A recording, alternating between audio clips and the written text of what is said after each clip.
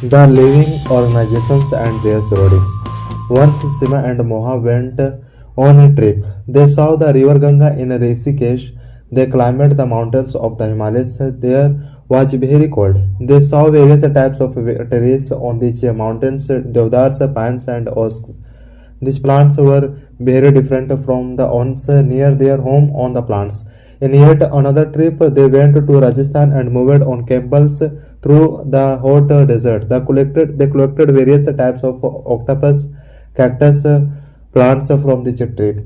At last, they went on a visit to Puri and visited the sea beach and looked the rows of Cosrina trees while recollecting all the fun that they had on these trips. A thought came in their mind. All these places of trips were so different from one another. Some were cold, some were very hot and dry, and some places so humid. However, most of them had many organisms or living creatures of different types. They tried to think of a place on earth where there may not be any organisms. Mohan thought of places near his home. Inside his home, he looked at the doors and cupboards. He had thought that there may not be any living organisms in his house, but he saw one tiny spider in the cupboard. Outside the home too, he could think of any place where he did not find any living creatures of some kind or the other. Sima started reading about far away places. She read in her book that the people have searched tiny living organisms in the opening of volcanoes. Organizations and the surroundings where they live. Another view that occurred to Seema and Mohan was about the types of living creatures that were present in different type places that they had visited. The deserts had camels, the mountains had yak and goats. Puri had some other organizations, crabs on the beach, and different kinds of fish being caught by the fishermen at the sea, and there were also present some creatures like ants. The kinds of plants found in each of these areas were so different from the plants of the other areas. What about the environments in these different areas? Were they the same? Activity 1. Let us start with a forest. Think of all the animals, plants, and objects which can be found there. Write them in column 1 of table 1, and also write the animals, things, and plants found in other as that are also given in the table. You can fill the table through collection of examples given in the chapter. Ask more examples from your parents, friends, and teachers to fill the table. You can also take the help from many interesting books in laboratories that talk of plants, animals, and minerals of different areas. Include all the plants, objects, and animals, small and big, in each of the columns in this table. What type of things will we find that may not be animals or plants? They may be parts of plants like dried leaves, or parts of animals like bones. We may also find different types of pebbles and soils. Ocean water may have salts dissolved in it, and there could be many more objects as we go there as we go through the chapter. Then we will add more examples to the table 1. We will discuss the table as we go to visitors of many more interesting places. Habitat and adaptation. What do you get from the plants and animals discussed in activity 1? Did you get a large variety in them? Observe what you have filled in the column for the desert and the column for the sea in table 1. Did you find very different types of organizations in these two columns? What is the environment of these two regions? In this sea, animals and plants live in saline water, salty water. Most of the organisms use the air dissolved in water. A very little water is available in the desert. We find there very hot in the daytime and very cold at night. The plants and animals of the desert live on the desert soil and get air from the surroundings to breathe. The desert and the sea have very different surroundings, and we find very different types of animals and plants isn't it? Let us see two very different types of organizations from the sea and the desert, a fish and camel. The body structure of a camel helps it to live in desert conditions. Camels have long legs so that they keep their bodies away from the heat of the sand. They excrete a very do not sweat, as camels lose very little water from their bodies, so they can live for several days without water. Let us observe. Let us observe different kinds of fish. There are so many types of fish, but do you observe that they all have something common in their shape? All the fish have the streamlined shape. This shape makes them able to move inside water. Fish have slippery scales on their bodies. These scales protect the fish. These scales also help in easy movement through water. We have learnt earlier that fish have tails and flat fins that help them to change their directions and keep their body balanced in water. Gills help the fishes to use oxygen dissolved in it. We observe that the features of a fish help it to survive in water, and the features of a camel help it to live in desert. We have discussed only two examples from a very large variety of animals and plants that survive on the earth. In all these variety of organizations, we will find that they have some different features that help them to survive in the environment in which they are normally found. The presence of certain creatures, certain features or habitats which enable an animal or a plant to survive in its environment is called adaptation. Different animals are adapted to their surroundings in different ways.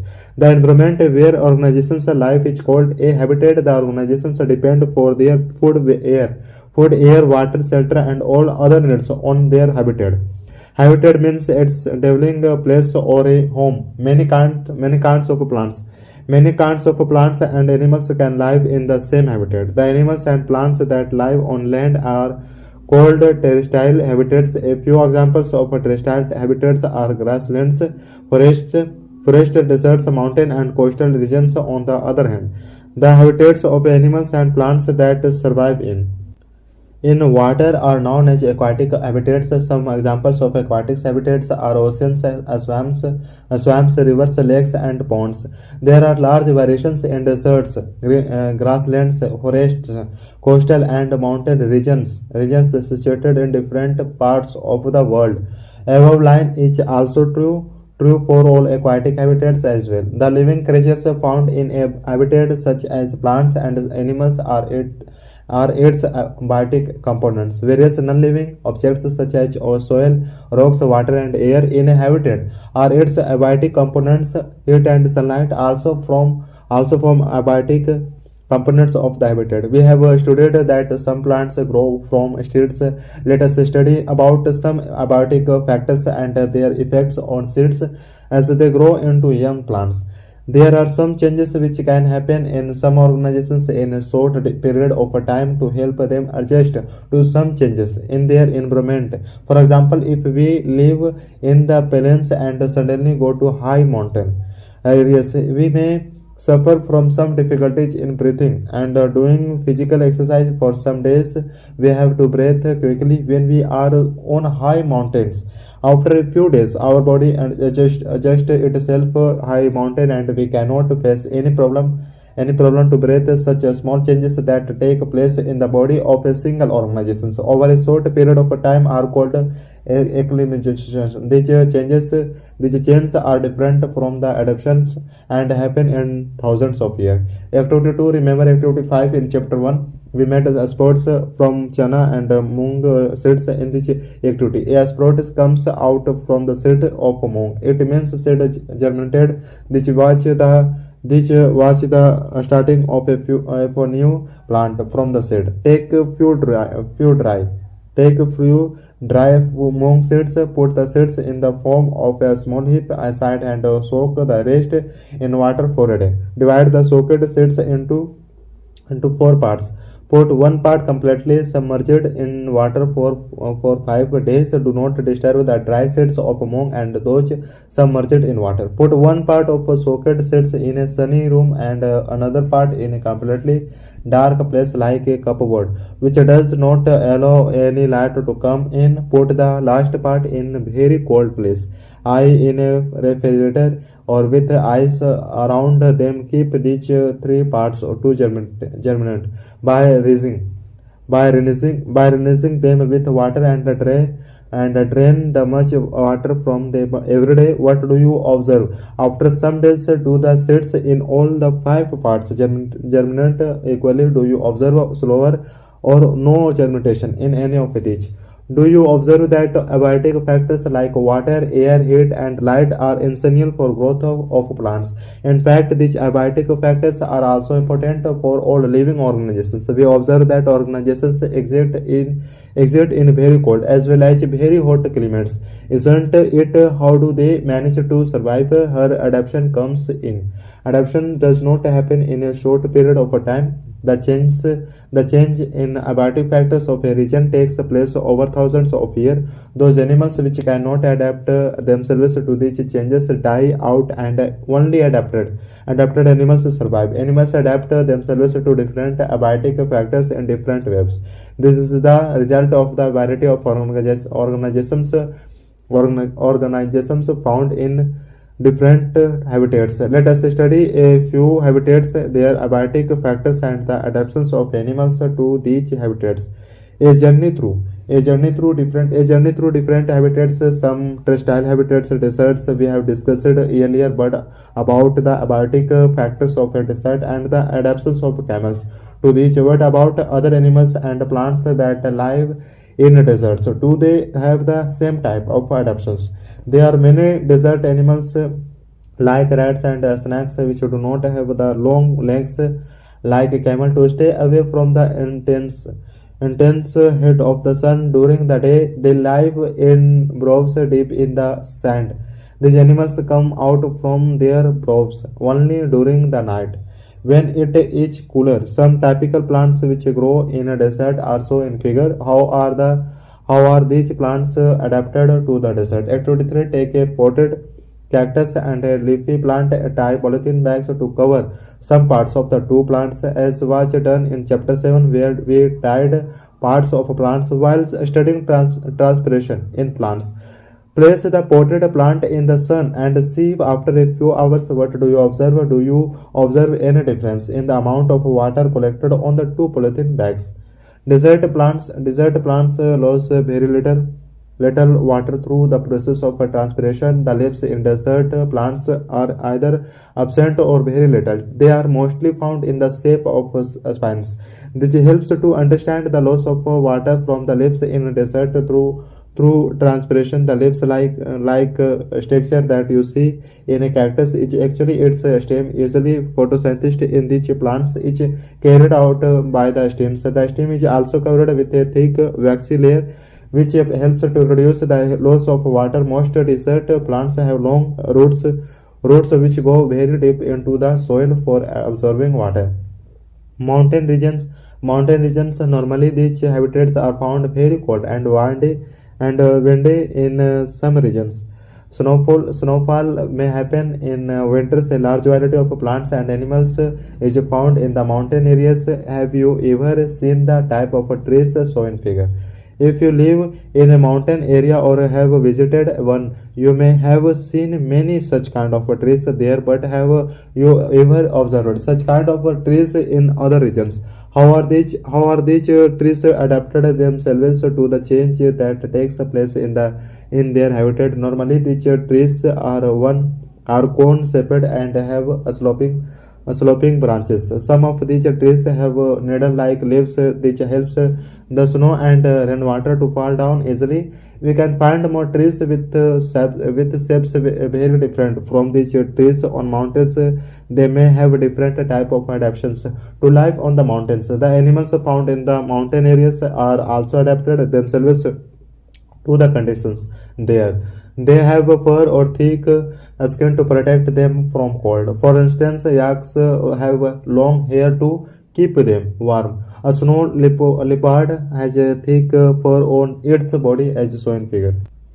This protects its feet and toes from the cold when it moves on the snow. The mountain goat has strong hooves which help to run easily on the rocky slopes of the mountains.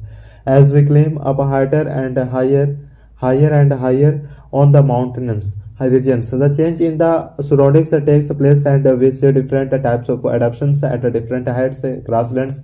Grasslands, a lion lives in a grassland or a forest. It is a strong animal that can kill other animals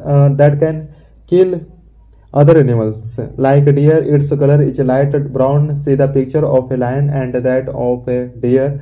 How are the eyes placed in the front on or on the side of a face?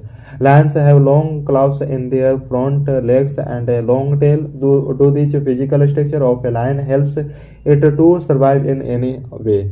Its light brown color helps it to hide itself in dry grasslands when it hunts for prey animals to it. The eyes in front of its face allow it to have a idea about the location of its prey. A deer is another animal which lives in grasslands and forests. It has strong teeth for chewing hard plant stems. A deer has to know about the location of predators, animals like lion, which make it whether it their prey in order to run far away from them and not become their prey. Its long ears make it sensitive to hear movements of predators. The eyes presented on the side of its head allow it to see in all directions. For any possible danger, the high speed of the deer helps them to run away quickly from the predators. There are several other features of a deer, a lion, or other animals and plants that help them to live in their habitat. Some aquatic habitats, oceans, we have already discussed how fish are adapted to survive in the sea. Several other sea animals have streamlined bodies to move easily in water. But there are also some other sea animals like squids and octopus which do not have this streamlined shape. They live deeper in the ocean near the seabed. They catch any prey that comes towards them. However, when they move in water anytime, they make their body shapes streamlined. These animals have gills. Through through these gills, they use oxygen dissolved in water to breathe. There are also some other sea animals like whales and dolphins that do not have gills. They breathe in air through blowholes or nostrils that are placed on the upper portions of their heads. This helps them to breathe in air when they swim near the surface of water. They can live for a long time inside the water without breathing. They come out to the surface time to time to breathe in air. Did you ever observe this interesting activity of dolphins in your television programming or films on ocean life? Ponds and lakes. Have you looked at plants growing in ponds, rivers, lakes, and even some drains? So go to a nearby pond if possible and try to draw the types of plants that are grown there. How are the stems, leaves, and roots of these plants placed? Some aquatic plants float on water, so some have their roots fixed in the soil at the bottom. Some aquatic plants are completely submerged in water. However, some plants have their roots fixed in the soil below the water. In terrestrial plants, roots absorb water and nutrients from the soil, but in aquatic plants, roots are much small in size and their main work is to hold the plant firmly in place. The stems of these kind of plants are long, light, and hollow. The stems grow up to the surface of water, while the leaves and flowers of these plants float on the surface of the water. Some aquatic plants are completely submerged inside the water. All parts of such plants grow under the water. Some plants have narrow and thin ribbon-like leaves, which can bend easily in the flowing water. In some submerged plants, leaves are often highly separated with each other others so that the water can easily flow without damaging them. Frogs are usually found in ponds. Frogs can stay in pond and on land. They have strong and long back legs that help them in leaping and catching their prey. They have webbed legs which help them to swim in water. We have discussed only some common plants and animals as compared to the large variety that survive in different habitats. You may have also noticed the very large variety in plants around you when you made a herbarium according to the suggested activity in chapter 7. Suppose the type of variety that you could see in a herbarium of leaves of plants from all regions of the world. Living things around us. We went on a trip to different habitats and discussed several plants and animals. In activity 1, we listed objects, animals and plants in a table found in different environments. Suppose we stop a while and think which instance in our table are living. Let us take the examples from a forest: creepers, trees, big and small animals, birds, insects, snakes, rocks, soil, air, water, dead animals, dry leaves, moss, and mushrooms. Maybe only a few things that are present in the forest. Which of these are living? Think of different objects that you can see around you and group them as living and non-living. In some cases, we can group them easily. For instance, objects like a table or chair in our homes. We know that they are not living things. Seema was reading this rhyme from Complete Nonsense, written by Edward Lear. Set the table to the chair. You can hardly be aware how I suffer from the heat and from chilblains on my feet. If we took a little walk, we might have a little talk. Pray let us take the air, said the table to the chair, said the chair to the table. Now you know we are not table. How foolishly you talk when you know we cannot walk, said the table with a sigh. With a sea, it can do no harm to try. I have as many legs as you. Why cannot we walk on two? Seema and Mohan found this poem very interesting because they knew that a table or a chair is not alive, and it cannot walk, talk, or suffer from the usual problems that all of us face. We all know that a stone, a table, or a coin are not alive. We know that we all are alive, and similarly, all the people of the world as also animals like cats, monkeys, dogs, squirrels, insects, and many others are alive. How do we know that something is living? Sometimes it is not so easy to judge. We know that plants are living things, but they do not appear to move like a pigeon or a dog. On the other hand, a scooter or a bus can move. Still, we are told them as non-living. Animals and plants appear to grow in size with time, but many times clouds in the sky also appear to grow in size. Does it mean that clouds are alive? No. So how can we distinguish between living and non-living things? Do all living things have a few common characteristics that put them separate from the non-living? You are also a wonderful example of a living being. What characteristics do you have which put you separate from a non-living things? Write a few of these characteristics in your notebook. See you list and mark those characteristics which may also be found in plants and animals. Perhaps a few characteristics from these are found common to all living things. Do all living things need food? In chapter 1 and 2, we have read that all living things need food and what is essential to animals and to us. We have also studied that plants make their own food with the help of their leaves. Through the methods of photosynthesis, animals depend for their food on plants and other animals. Food gives energy to the organizations to grow. Organizations also need this energy for other life activities that happens inside them. Do all living things show growth? Does the shirt you had 5 years back still fit you? You cannot wear it on your body anymore. Isn't true? Isn't it? You have become taller during these years. You may not feel it, but you are growing all the time, and after some years, you will become an adult. Animal children also grow and become adults. You would surely have observed pups of a dog grow into adults. A chicken hatched from an egg grows into a cock or a hen. Plants also grow. See around you a particular type of plants. Some of these are very small and young. Some are grown. They may be maybe in different stages of growth. See the plants after some days and weeks. You may find that few of them have a big size. Growth, growth looks to be common or to all living things. Do you think non-living objects cannot show growth?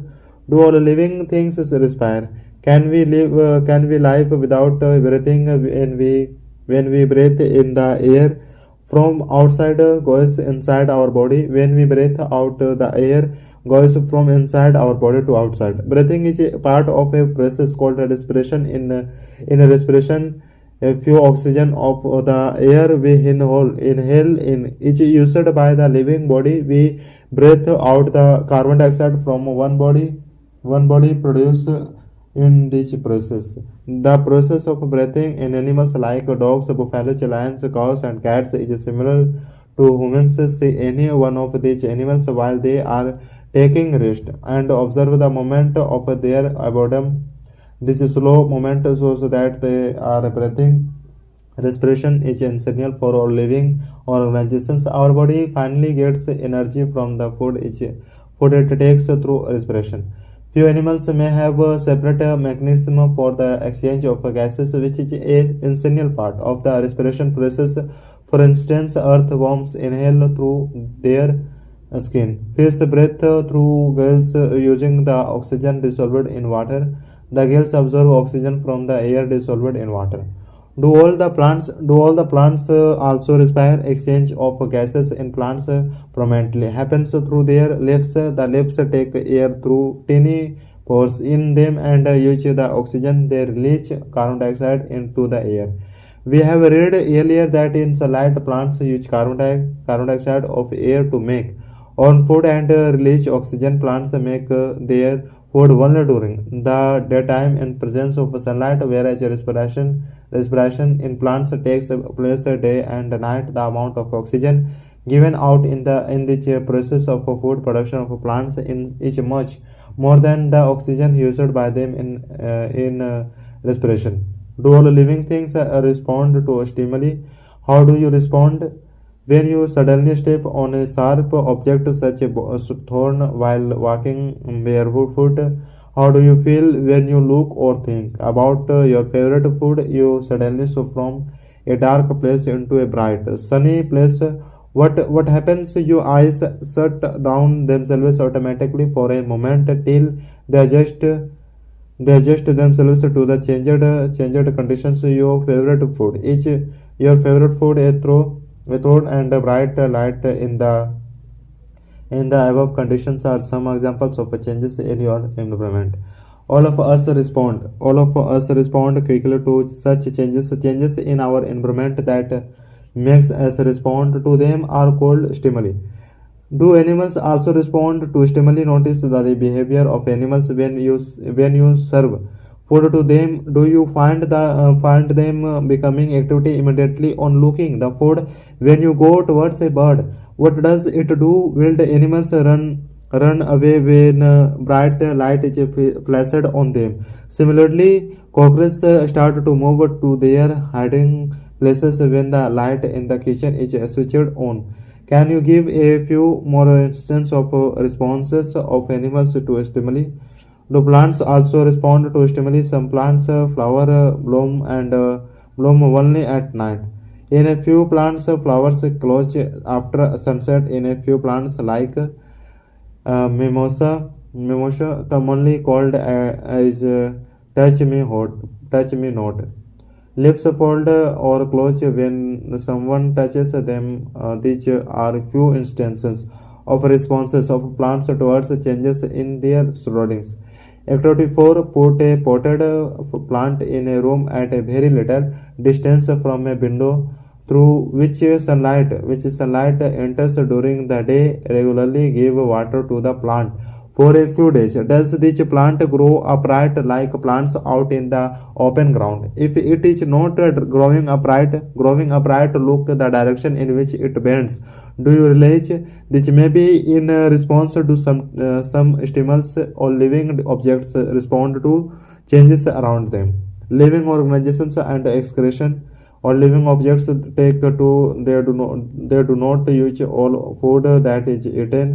Only a part of food is intended by the body. What happens to the rest? This has to be excreted. The body as wastes. Our body also makes some wastes in other life processes. The process of removing these waste from body by the living organisms is known as excretion. Do all plants also excrete? Yes, they do. But the mechanism of excretion in plants are a little different. Some poisonous or harmful materials are produced in plants as waste. Some plants find it possible to store the waste products within their specific parts in a year in a way that they do not harm the plant as a whole. Some plants get rid of waste products as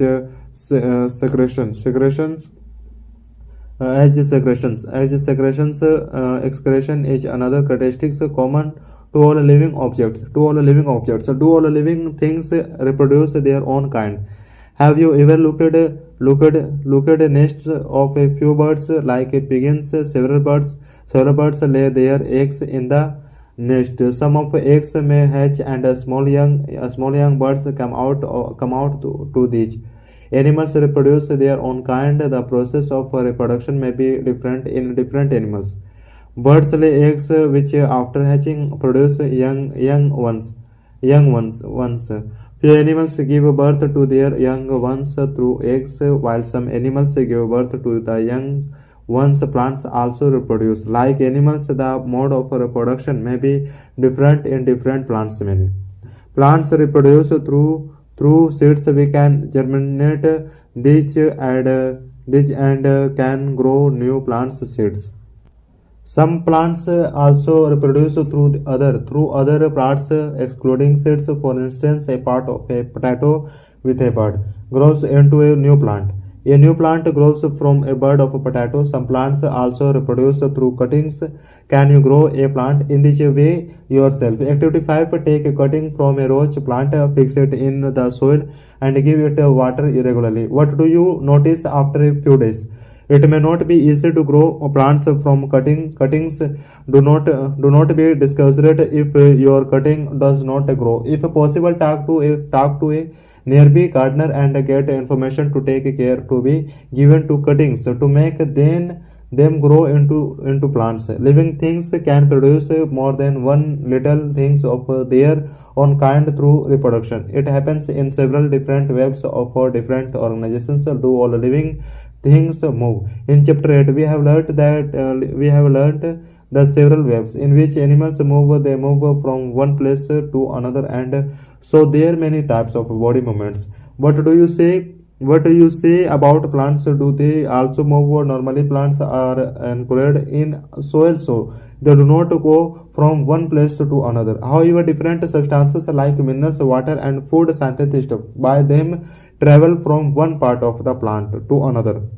Have you observed any other type of movement in plants, opening or closing of flowers? Do you remember how few plants show movement in response to various stimuli? We can also observe some non-living things traveling. Of course, a car, a bus, a scooter, a small piece of paper, clouds, and so on.